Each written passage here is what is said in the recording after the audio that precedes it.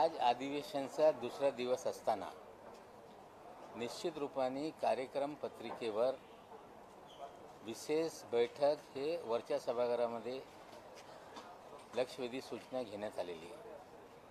वरच्या सभागृहामध्ये 4 विधेयक पारित करायचे आम्हाला, प्रश्न उत्तर आहे आणि निश्चित रूपाने काही मुद्दे उपस्थित झाले तर त्याच्या बाबतीत सरकारच्या माध्यमातून जे काही असेल उत्तर देण्यात येईल। आम्हाला वाटते की जे भरती घोटाळा आहे त्या भरती घोटाळा या राज्यामध्ये 2017च्या सालापासून सुरू झालेला आहे। तो API भरतीचा घोटाळा असेल, पोलीस भरतीचा घोटाळा असेल, TET घोटाळा असेल, संपूर्ण भरती प्रक्रिया ऑनलाईन सिस्टम जी डेव्हलप करण्यात आली त्याच्यात व्यापम घोटाळ्याचे काही लोक सामील होते।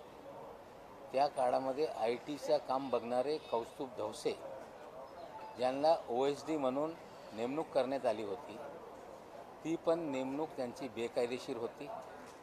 एखादा बाहेरच्या व्यक्ती तो फायली बघू शकत नाही, पण मागच्या सरकारमध्ये ज्या पद्धतीने OSD नेमण्यात आले त्यांच्या माध्यमातून सगळा घोटाळा करण्यात आला आणि एक त्याच्यात चतुराई दाखवण्यात आली होती की ती लोक पब्लिक सर्वंट नसताना जर काही त्यांनी केलं तर त्यांच्यावर अँटी करप्शनच्या काही कारवाया होऊ शकत नाही। त्यासाठी सिस्टमॅटिक OSD नेमून त्या OSDच्या माध्यमातून घोटाळे करण्यात आलेले आहेत। निश्चित रूपाने चर्चेच्या दरम्यान बरेचसे काही विषय समोर येतील। पुणे पोलीसच्या तपासामध्ये घोटाळ्याचा भाजप कनेक्शन पण हळूहळू उघड होऊ लागलेला आहे। नाव भाई असं पुढे प्रस्ताव आलाय का तुम्ही अध्यक्षपदाची निवडणूक बिनविरोध करा, 12 आमदारांचं निलंबन मागे घेतो, अशी काही चर्चा झाली? नाही, असं आहे की अध्यक्षपदाच्या बहुमत आमच्या बाजूनी आहे। आता त्यांना वातावरण वेगळ्या पद्धतीचं निर्माण करायचे असेल तर ते करू शकतात, पण काल ज्या पद्धतीने ते सांगत होते की विवेक बुद्धीने मतदान झालं पाहिजे, माझं एकच म्हणणं आहे की पार्लमेंटमध्ये निवडणूक होत असताना उघड मतदान होते, वरच्या सभागृहामध्ये उघड मतदान, राज्यसभेमध्ये उघड मतदान, म्हणजे विवेक बुद्धी त्या सगळे खासदारांना नाही काय, वरच्या सभागृहाला नाही काय। आम्हाला वाटते की ते सांगताय सरकार घाबरते। आमच्या स्पष्ट मत आहे सरकार हे पूर्ण बहुमताचं सरकार आहे। त्यांना वाटत असेल की या सरकारला बहुमत नाही तर त्यांची हिंमत असेल तर अविश्वासाचा ठराव त्यांनी आणला पाहिजे।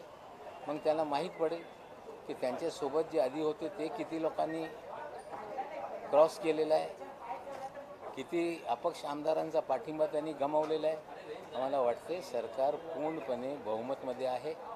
पटल्यावर कधीही त्यांनी अविश्वास ठराव आणायचे असतील आणावा, पण पारदर्शक पद्धतीने एखादी निवडणूक होत असेल तर त्याला त्यांनी स्वीकारलं पाहिजे। गोपीचंद पडळकर असं म्हटले आहे की जर मुख्यमंत्रीपदाचा चार्ज अजित पवार यांना दिला तर ते महाराष्ट्रच विकून टाकतील। शिवसेनेचे मुख्यमंत्री करायचा निर्णय पवार साहेबांनी घेतला होता।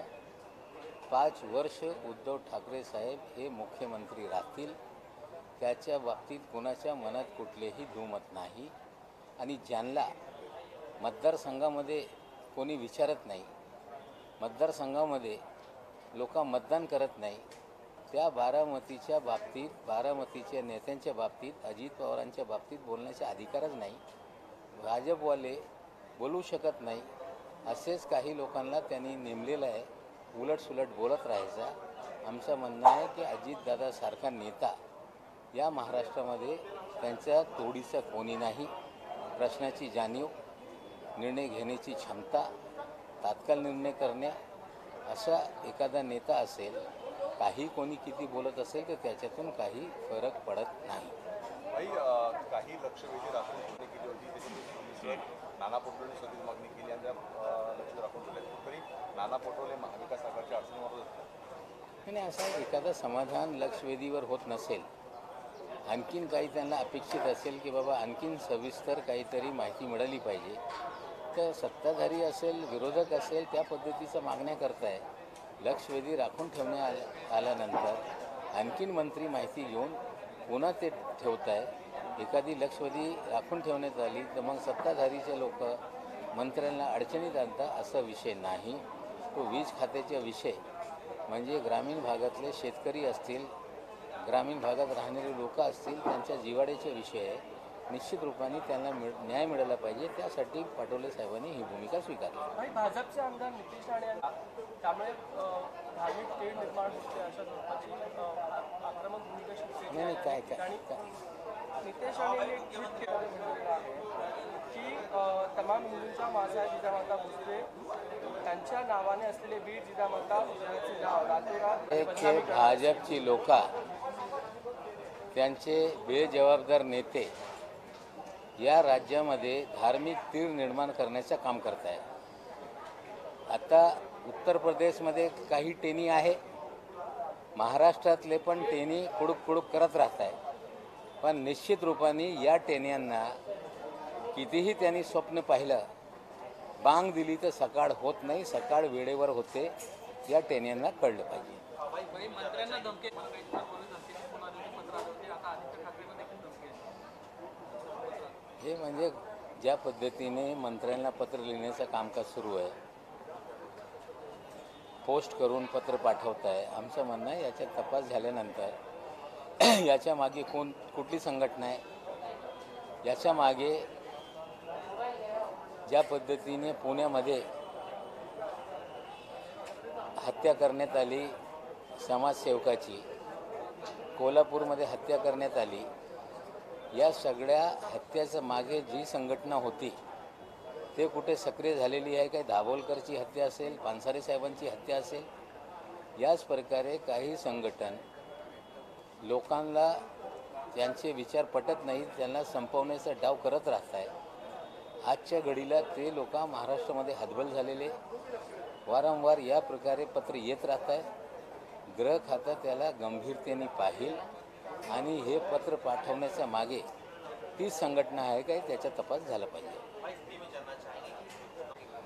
विधानसभा के नियमों को बदलने का अधिकार विधानसभा के बहुमत से पारित किए जाने वाले प्रस्ताव में होता है. 57 के तहत नियम बदले गए. 10 दिन के ऑब्जेक्शन की मर्यादा 1 दिन की गई, कारण 5 दिन की विधानसभा है. महीना 1.5 महीना होता है, तब 10 दिन जो भी ऑब्जेक्शन है वो कॉल किए जाते हैं. और पारदर्शक तरीके से जब पार्लियामेंट में अध्यक्ष चुना जाता है, ऊपर की सभा में, राज्यसभा में 60 साल पुराने नियम से ही चुनाव हो, हमें लगता है ये उचित नहीं. सरकार डर नहीं रही है. अगर विपक्ष में हिम्मत है तो अविश्वास प्रस्ताव लाएं. जो पहले दिन हमारा आंकड़ा था उससे ज़्यादा आज आंकड़ा है.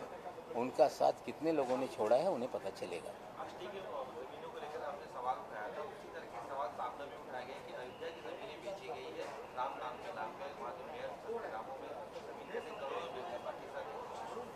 राम नाम की लूट पूरे देश में भारतीय जनता पार्टी कर रही है. राम के नाम पे वोट मांगना, राम के नाम पे चंदा जमा करना और राम के नाम पर जो ज़मीनें देश में मंदिरों की है, महाराष्ट्र में राम मंदिर की ज़मीन बीजेपी नेताओं ने हड़पी, विट्ठल मंदिर की ज़मीन हड़पी, खंडोबा मंदिर की ज़मीन हड़पी, लगभग 315 एकड़ ज़मीन है. और उसी तरह का मामला अयोध्या में सामने आ गया है. वहाँ के मेयर, वहाँ के विधायक, वहाँ पे न्यास समिति के सदस्य, वहाँ के पुलिस अधिकारी, रेवेन्यू डिपार्टमेंट के अधिकारी बड़े पैमाने पे ज़मीन खरीदकर बड़े पैमाने पे पैसा कमाने का काम कर रहे हैं. ये सारा मामला उजागर हो रहा है. हमें लगता है बीजेपी का राम नाम की लूट का खेल अब जनता के सामने आने लगा है.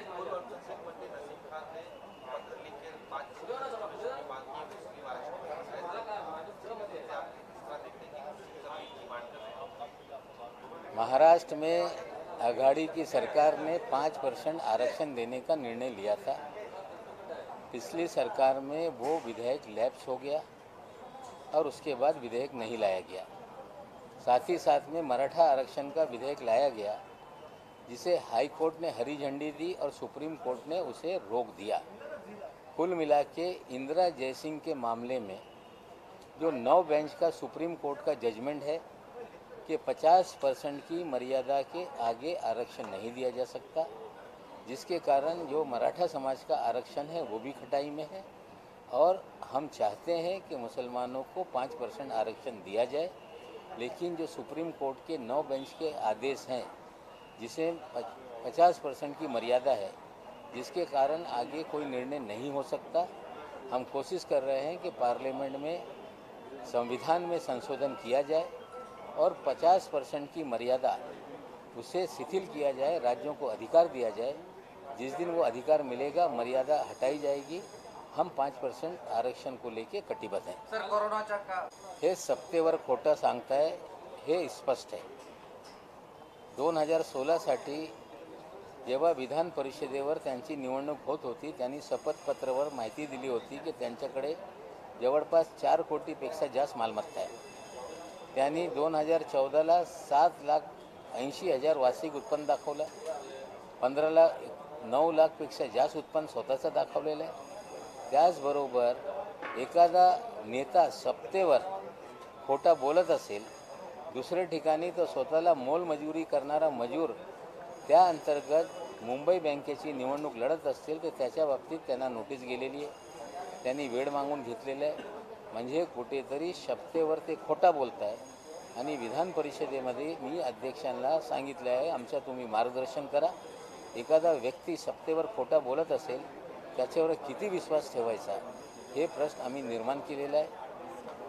सहकार खात्याला सभापती महोदयांनी आदेश दिलेला आहे की जे तुम्ही त्यांना नोटीस पाठवलेलं आहे त्याचा सविस्तर अहवाल पटलावर ठेवा, असा आदेश सभापती महोदयांनी दिलेला आहे. सर, या अधिवेशनामध्ये आणि तो काँग्रेसचाच असेल. निश्चित रूपाने आघाडी जेव्हा महाविकास आघाडीच्या सरकारची निर्मिती झाली तेव्हा नाना पटोले साहेबांना अध्यक्षपदची जबाबदारी सोपवण्यात आली होती. त्यांनी राजीनामा दिल्यानंतर तो पद रिक्त आहे. कोविड असताना बरेच दिवस तो पद रिक्त राहिलेला आहे. आता जास्त दिवस पद रिक्त ठेवणं हे योग्य नाही. आता नाव काँग्रेसच्या माध्यमातून समोर येईल आणि त्यांना अध्यक्षपदाची निवडणूक जे होईल त्यांचे उमेदवार हे प्रक्रिया पार पाडतील आणि तेच अध्यक्ष होतील. सर, मुख्यमंत्री को लेकर के अभी भी सस्पेंस में शामिल होंगे आज? जहां आवश्यकता है वहां मुख्यमंत्री सरकारी काम कर रहे हैं. ऐसी कोई नियम नहीं कि कोई मुख्यमंत्री सदन में हाजिर रहे. मंत्रियों की जिम्मेदारी होती है, मंत्री काम करते हैं. मुख्यमंत्री की जिम्मेदारी वो अपनी निभा रहे हैं. सदन में वे आएंगे, लेकिन जिस तरह से उनके स्वास्थ्य को लेके भारतीय जनता पार्टी के नेता सवाल खड़ा कर रहे हैं, हमें लगता है इससे ओछी राजनीति नहीं हो सकती. किसी की भी स्वास्थ्य बिगड़ते रहता है, ऑपरेशन होते रहते हैं, डॉक्टर के सलाह पे आराम नेता करते रहते हैं, लेकिन इसका मतलब ये नहीं कि वो काम नहीं कर रहे हैं. हमें लगता है उनके स्वास्थ्य को लेके जिस तरह बीजेपी के लोग टिप्पणी कर रहे हैं, हमें लगता है वो मर्यादा के पलीकडे है. सर, बीजेपी बार बार इस बात पर जोर दे रही है कि अगर मुख्यमंत्री नहीं आ सकते तो कम से कम ठाकरे परिवार का कोई व्यक्ति चार्ज ले ले. क्या कहेंगे? ठीक है, ये अभद्र तरह की टिप्पणी.